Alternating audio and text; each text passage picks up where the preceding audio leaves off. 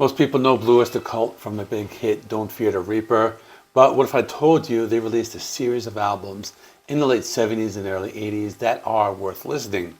Not only that, you can start to add these albums to your CD collection as they are available in one box set. Today I'm talking about the Blue Öyster Cult Original Album Series box set released through Sony. It contains 2 live albums and 3 studio albums, and it includes an album which is possibly my favorite Blue Öyster Cult album of all time. It's a simple box set. It features 5 albums, just in cardboard sleeves. They don't have any booklets or inserts, and they don't have any bonus tracks or rarities. It's just a way to add these albums to your CD collection. So in other words, it's not for audiophiles or serious collectors.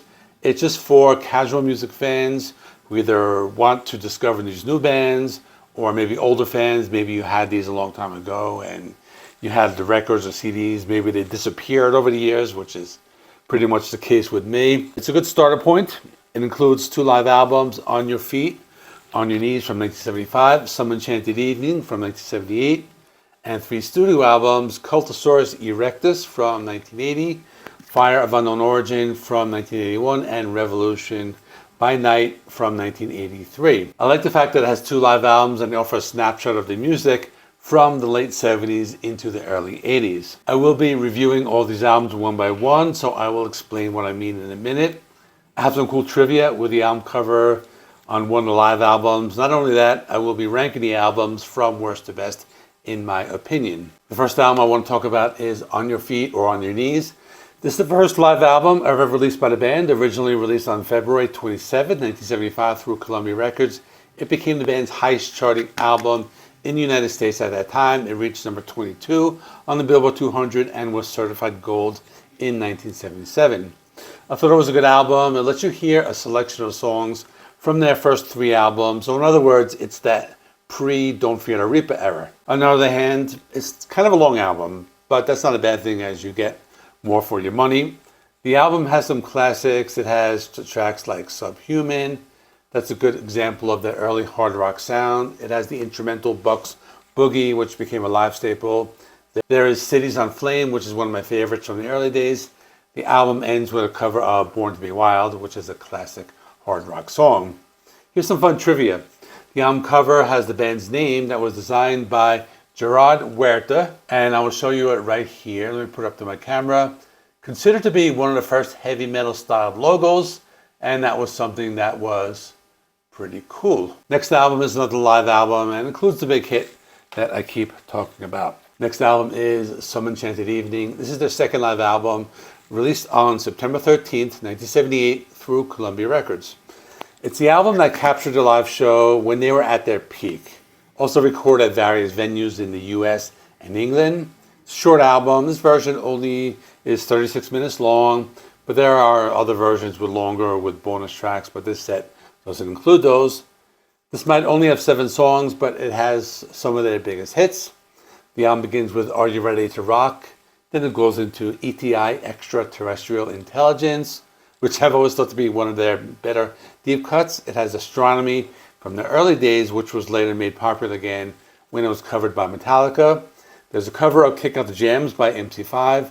Then the 2 big songs, which are Godzilla and Don't Fear the Reaper, and ends with an Animals cover, We Gotta Get Out of This Place. Very short. It's a complete album. It's like a greatest hits album, but you get the live versions, which are cool. They don't sound exactly like the versions that you have been hearing on the radio over all these years. Now we get into the studio albums, and these ones have some pretty good tracks. Next is Cultösaurus Erectus, the 7th studio album released on June 1980 through Columbia Records. This was the follow-up to their 1979 album Mirrors, which is unfortunately not included in the set, as I really like that one. But it's also a pretty good one and has more of a hard rock sound that they were known for in their 70s. The album was produced by Martin Birch, who also produced albums for bands like Deep Purple, Iron Maiden, Black Sabbath. So that means it's kind of a heavier album. It might not appeal to those who are looking for more of a poppier sound like they did in the mid-70s, but it's accessible enough for any classic rock fan. It has lots of cool tracks. It has one of the heaviest songs, which is Lips in the Hills, and that's a sound more reminiscent of classic heavy metal bands. It also has Black Blade, which is considered to be a standout on the album. based on the Michael Moorcock's fantasy series. There is Monsters with memorable riffs and energetic vocals. There's the melodic Unknown Tongue with catchy hooks. You get the Marshall Plan, really great song, and the darker sound of Divine Wind and Deadline. Overall, it's a solid rock album with songs that are accessible enough for any rock fan. The next album might be my favorite of all time, and the box set is just worth it just for this album. The next album is Fire of Unknown Origin. It's their 8th studio album released in June of 1981, also produced by Martin Birch, and it was a comeback album for them, and it was very successful. It had a very big hit. Can't really say anything critical about this because it's just one of their best albums that has that distinct 80s sound. So if you prefer the classic albums, you might like this one better, and I think it's really solid. It has the hit Burning for You, which was a top 40 hit and #1 on the Billboard Rock Tracks. But I don't even think that's the best song because there are so many other good songs. Like the title track, I like Veteran of Second Wars, another one based on the Michael Moorcock characters, and Vengeance the Pact, which is written for the heavy metal movie soundtrack, and Joan Crawford, which was a rock radio hit, supposedly had a music video, which was banned on MTV. Then there's Don't Turn Your Back, which is the last song ever written by Alan Lanier for the band Blue Öyster Cult. It's a really good album. I think its inclusion just makes it worth it just for this.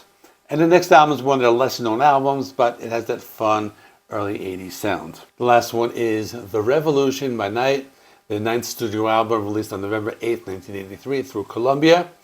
The album was produced by Bruce Fairbairn and has the same commercial AOR contemporary pop sounds as the previous album, with a little bit of hard rock as well. It's not as memorable or as popular as some of the other albums. I like it. It has a very mainstream radio friendly sound. It's a nice mix of ballads and hard rockers, so it's a very well-rounded album. The album has some key tracks like Take Me Away, which was the album's lead single, co-written by Aldo Nova. The album includes Shooting Shark, more of an atmospheric sound and a prominent bass guitar, played by Randy Jackson, who you might know from either Journey or being the American Idol judge. There's a track, Shadow of California. It showcased the band's ability to write very introspective lyrics, and the power ballad, Light Years of Love, which has lots of melody and a dreamy atmosphere. The album's not too bad. It doesn't have a lot of recognizable songs, but it's the type of album you need to listen to a few times before you get into it. It's a good example of the band during the early 80s. Now I got that out of the way, I want to rank the albums. Okay, so this is the ranking for my bottom 2. I'm going to put the 2 live albums just because I like studio albums better, even though they are good albums. My number 5 is going to be this one, On Your Feet, On Your Knees, only because I thought it was a little long. Some of the songs seem to go on longer than they need to be, but just minor nitpicks. My number 4 is the other live album, Some Enchanted Evening. It's pretty good. It has fewer songs, good selection of their best songs, and a few good cover songs like We Gotta Get Out of This Place. So my number 5 is this one here, and my number 4 is going to be this one, or the 2 live albums. This leaves the 3 studio albums, and my number 3 is going to be kind of an easy pick.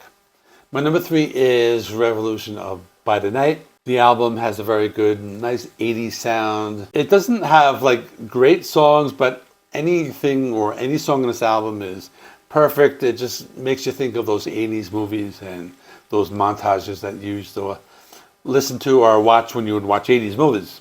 It captures a point in time when they're playing that classic arena rock of the 80s. So that's why I have it at number 3. And my number 2 and my number 1 will be more difficult, but I kind of hinted at my number 1 all throughout this video. But let's just get into it. These are the 2 albums that I'm deciding for my top 2. So what order should I put them in? Kind of a hard decision because they're both solid.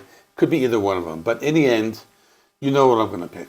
This is going to be my number 2, Cultösaurus at number 2, Fire of Unknown Origin at number 1. Actually, I think this is just like one of the best albums ever. So that's all. Let me know in the comments, what do you think of these albums, your favorite Blue Öyster Cult album, and check out this video right here. I did have some Jethro Tull albums that were released in the late 70s. Thanks for watching. Please give the video a like and subscribe. I do content on this channel related to physical media. I have another channel called JC Rock and Metal Reviews, which I just do music reviews in general. So I will see you in the next one.